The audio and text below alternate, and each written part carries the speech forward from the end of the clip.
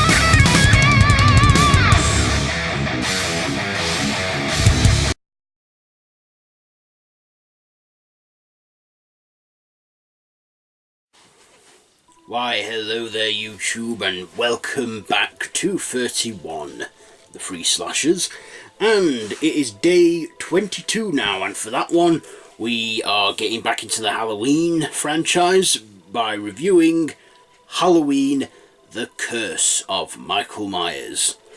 This is the 6th installment of the Halloween franchise, directed by Joe Chapella, pronouncing that right, written by Daniel Ferrens and starring Donald Pleasence, Paul Rudd, yes, Ant-Man Paul Rudd, Miranda Hagen and Mitch Ryan, and George P. Wilbur returning as Micheal Myers. And he was played by A. Michael Lerner in reshoots. This also has C.J. Bradley as Jamie Lloyd in this, so Danielle Harris does not reprise her role in this one. Although in the producer's cut in archive footage, she's seen in flashbacks played by Danielle Harris. So yeah, this one,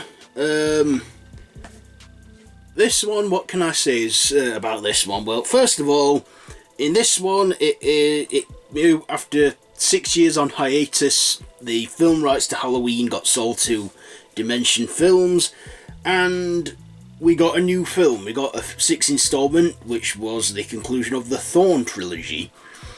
So in this one, we find that Michael is driven by a curse which causes him to kill his entire bloodlines, and in this he has Jaime, she's also captured by the Cult of Thorn. This is a cult that worships some ancient, like, pagan festival tradition or something around Halloween time, and Michael is cursed by them to kill his entire bloodline.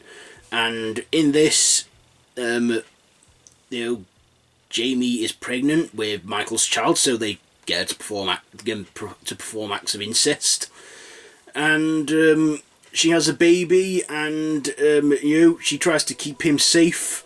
And of course Michael wants to kill them both. He does succeed in killing Jaime in the opening scene, but then then his next target is his great nephew slash son. No pun there with the slash. He's his next target, and Michael will kill anyone who gets in his way.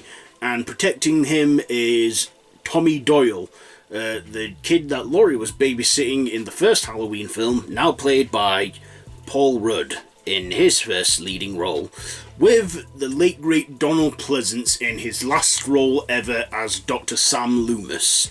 And Dr. Loomis is retired after this one, but is still very much alive and must face Michael once again. Not only that, but Loomis's old friend, Dr. What's his name? What's his name?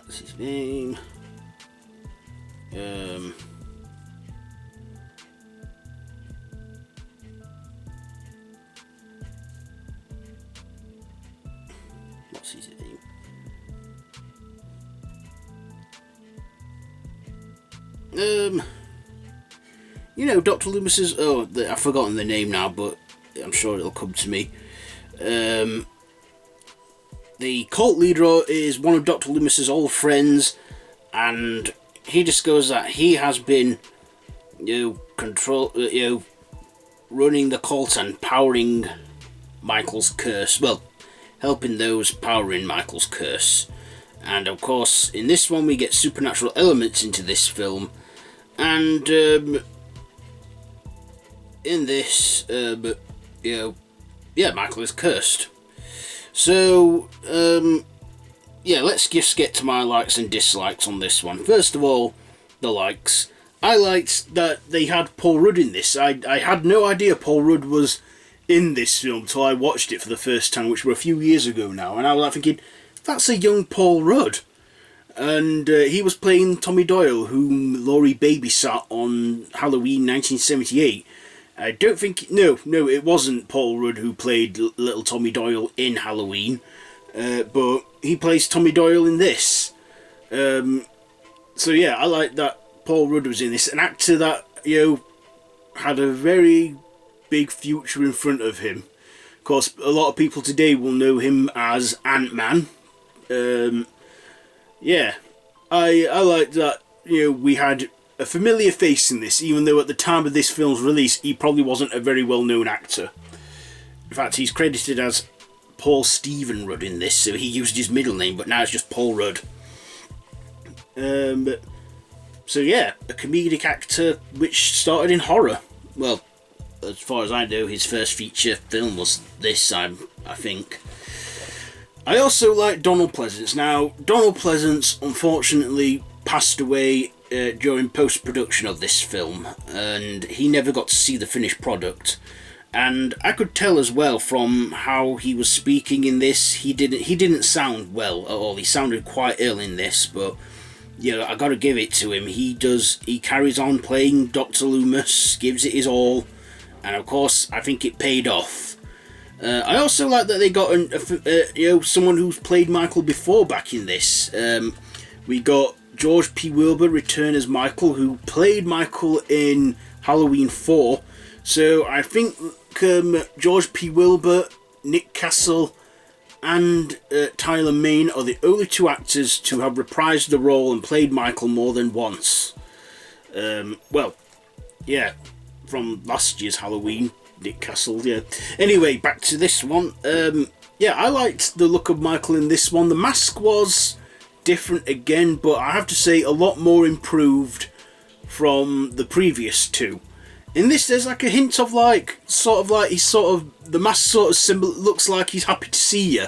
I don't know why, it just is, and it's like he's got like a dark, evil smirk on that face of his in that mask. But still, I liked Michael in this one, and I guess I kind of liked that there was finally an answer, a motivation behind Michael's actions. The symbol that the cult has of the Viking, which is a Viking symbol. The symbol here, if you can see it, right there, that is the Cult of Thorns symbol, but actually in Norse mythology it's actually a Viking symbol, meaning possession. So, hang on, no. Oh, no. The one, that symbol means giant. Yes, the one here means possession. So yeah, it means giant, that symbol, because Michael is probably quite big. Yeah. So, yeah, I like the story of this film. Well, I tell you what I do like. I like the producer's cut of this film. Now, there's two cuts of this film. There's the theatrical cut and the producer's cut. And the producer's cut has extra scenes in there. It has a few reshooted scenes in there, but